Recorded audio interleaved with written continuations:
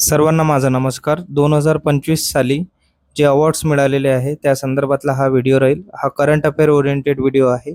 त्याचप्रमाणे आगामी ज्या परीक्षा येतील MPSCच्या किंवा UPSCच्या, तर या सेक्शनमधून क्वेश्चन येण्याची प्रोबॅबिलिटी जास्त आहे. मी सर्वच अवॉर्ड यामध्ये इन्क्लूड केले नाही आहे. यामध्ये मुख्यतः आपण 6 ते 7 अवॉर्ड बघणार आहोत आणि ते सर्वात इम्पॉर्टंट असल्यामुळे ॲटलिस्ट तुम्ही स्लाइड शो तरी बघून घ्या, जर व्हिडिओ स्किप करायचा असेल तर, किंवा डिटेलमध्ये तुम्हाला बघायचं असेल तर तुम्ही व्हिडिओ बघू शकता आणि चॅनलला सबस्क्राईब करू शकता. तर चला मग व्हिडिओला सुरुवात करूया. सर्वात पहिला अवॉर्ड आहे बुकर पुरस्कार.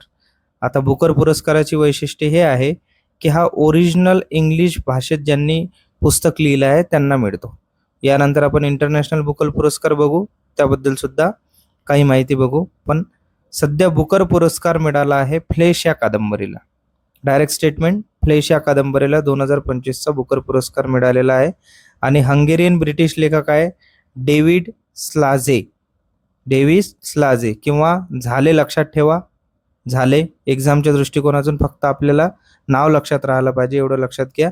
यांच्या या 6व्या कादंबरीसाठी त्यांना हा पुरस्कार मिळाला आहे.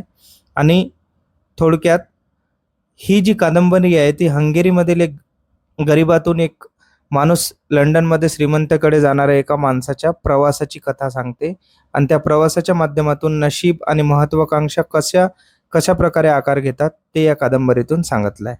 तर बेसिक आपला फंडा आहे. 2025चा बुकर अवॉर्ड भेटला आहे फ्लेश कादंबरीला. आता बेसिककडे वळूया.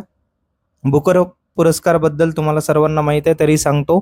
याची सुरुवात नेहमी की पॉईंट्समध्ये लक्षात ठेवायची. 1969ला सुरुवात झाली. या पहिले त्याला मॅन बुकर पुरस्कार असं म्हटलं जात होतं. याचा नियम व निकष काय आहे? मूळ इंग्रजीत तुमचं लिखाण असावं. आणि दुसरी गोष्ट, ही जी कादंबरी आहे ती युनायटेड किंगडम आणि आयर्लंडमध्ये प्रकाशित झालेली असावी. हे नियम आणि निकष.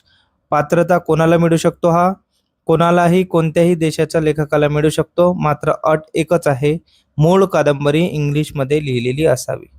एवढं लक्षात आलं. यानंतर भारतीय लेखक कोण कोण विजेते आहे यामध्ये? VS Naipaul, in a free state, जोड्या लावामध्ये हे येऊ शकतात. सलमान रश्दी यांची midnight children, Arundhati Roy, the god of small things, Kiran Desai, the inheritance of loss, Arvind Adiga, the white tiger.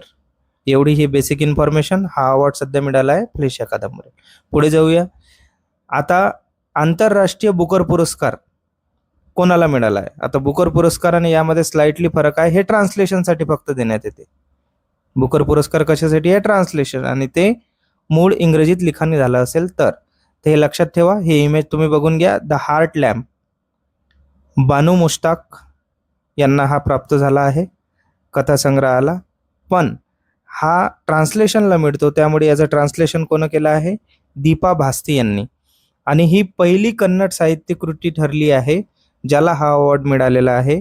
आणि या अवॉर्डची खासियत होती बंडाया साहित्य. बंडाया म्हणजे रिबेल साहित्य.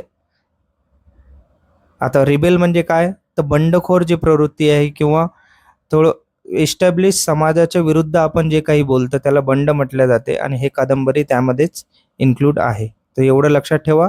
हार्ट लॅम्प या कादंबरीला आंतरराष्ट्रीय बुकर पुरस्कार मिळाला आहे. लिहिली आहे ते बानू मुश्ताक यांनी आणि ट्रान्सलेट केले आहे दीपा भास्ती यांनी. आणि स्पेशालिटी काय आहे याची? पहिला पुरस्कार पहिल्याच कन्नड साहित्य कृती आहे ज्यांना हा पुरस्कार प्राप्त आहे. आणि साहित्य कोणतं होतं? बंडाया.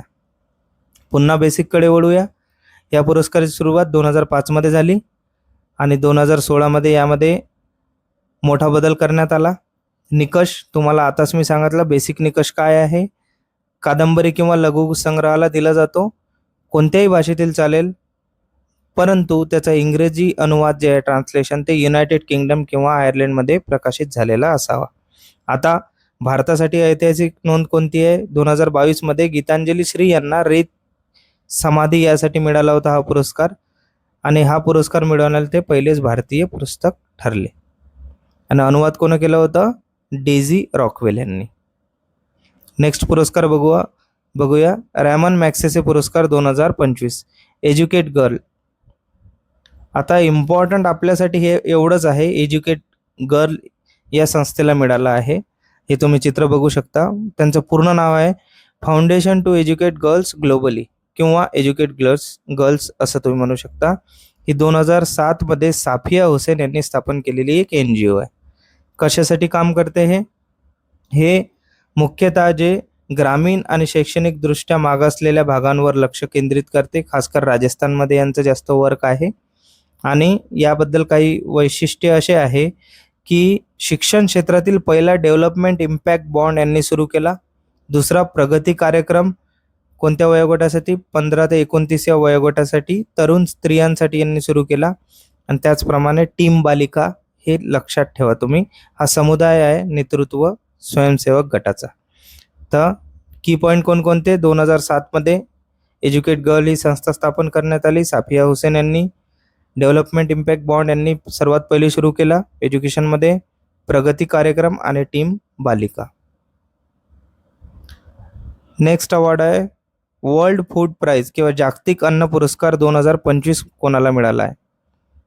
हा विजेते आहे डॉक्टर मारियांगेला हंगरिया यांना बघू शकता तुम्ही. हंगरिया हे नाव तुम्ही उच्चारताच हंगेरी हे तुम्हाला नॅचरली येऊ शकते जर ऑब्जेक्टिव्ह मध्ये आलं तर. ते हंगेरीच्या नव्हत्या, त्या होत्या ब्राझीलच्या. आणि कशाबद्दल त्यांनी वर्क केलं आहे? बायोलॉजिकल नायट्रोजन फिक्सेशनच्या माध्यमातून त्यांनी उष्णकटिबंधीय जो प्रदेश असतो त्यामध्ये रासायनिक खतांची गरज कमी केली आणि नॅचरल खताच्या माध्यमातून फूड प्रोडक्शनमध्ये त्यांनी मोलाचं योगदान दिलं. त्यामुळे त्यांना हा पुरस्कार मिळाला आहे. आणि ते बेसिकली मायक्रोबायोलॉजिस्ट आहे. आणि सर्वात अगोदर हे इम्पॉर्टंट आहे 1987 मध्ये जगातील सर्वात पहिला अन्न पुरस्कार हे हरित क्रांतीचे आपले जनक स्वामी MS स्वामीनाथन यांना प्राप्त झाला आहे. आता हे चित्र तुम्ही बघू शकता. असे स्टेटमेंट डायरेक्ट येऊ शकते. ॲबेल प्राइज 2025चा कोणाला प्राप्त झाला आहे? सर्वात पहिले ॲबेल प्राइज हे मॅथमॅटिक्स संदर्भात दिले जाते आणि सध्याचं प्राप्त आहे मसाकी काशीवारा. नावावरून लक्षात येत असेल हे आहे जापानीजचं. इथं असे MCQ जेव्हा फॉर्म होते जे तुम्हाला काहीच अंदाज नसतो, नावावरून अंदाज लावायचा की कोणत्या देशातले असू शकतात. मसाकी काशीवारा यांना प्राप्त झाला आहे. आणि यांचं मूळ कार्य आहे बीजगणितीय विश्लेषण आणि प्रतिनिधित्व सिद्धांत या संदर्भात. नाव लक्षात ठेवा मसाकी काशीवारा.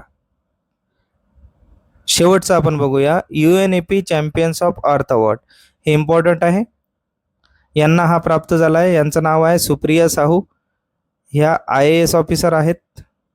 आणि विशेष म्हणजे हा जो पुरस्कार आहे UNEP चॅम्पियन्स ऑफ अर्थ हा विविध कॅटेगरीत देण्यात येतो. खासकर 4 कॅटेगरीमध्ये: धोरणात्मक नेतृत्व, प्रेरणा व कृती, उद्योजक दूरदृष्टी, विज्ञान व नवोपक्रम. तर हा मुख्यतः सुप्रिया साहू यांना प्रेरणा आणि कृती या गटातून मिळाला आहे. यांनी काय केलं, जेव्हा ह्या सेक्रेटरी होत्या एन्व्हायरमेंट मिनिस्ट्रीच्या तामिळनाडूमध्ये, तेव्हा निलगिरी जे फॉरेस्ट होतं ना, निलगिरी फॉरेस्टमध्ये त्यांनी झाडं खूप जास्त लावल्या. नवीन नवीन कल्पनेच्या आधारे त्यांनी तिथचं ॲग्रिकल्चर, तिथचं फॉरेस्ट लँड वाढवलं.